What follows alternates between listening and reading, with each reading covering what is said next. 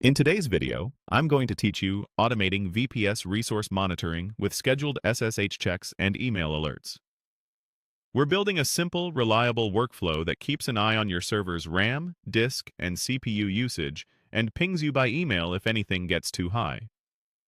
This runs on a schedule, connects to your server over SSH, merges the results, checks them against a threshold, and alerts you only when it matters.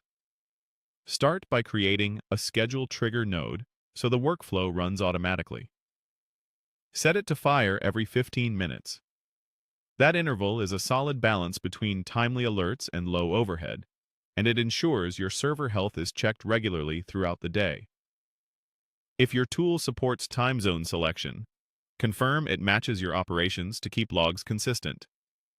Next, add an SSH node for the RAM check. Point it at your VPS and use a non-interactive command that prints a clear result, such as free /m, then parse or extract the percentage used.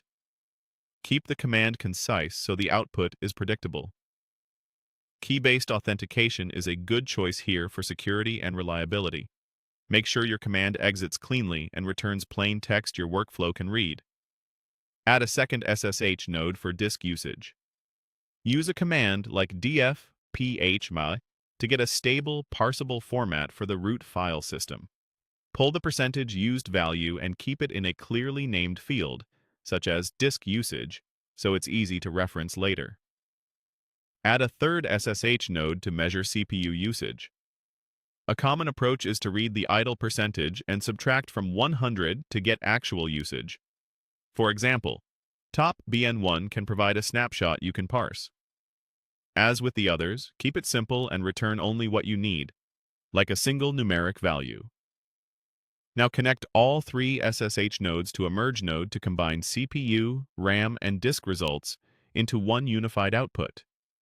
Choose a merge mode that keeps each metric accessible in a single payload, and standardize your field names so the next step can evaluate them cleanly.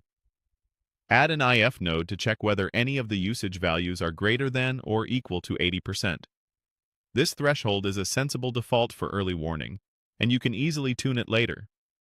Ensure you're comparing numeric values, not strings, to avoid false results. Finally, when the condition is met, route the workflow into an email node and send an alert. Configure your mail settings, craft a clear subject, and include the CPU, RAM, and disk numbers in the body along with a timestamp and hostname. Save and activate the workflow, and you're set.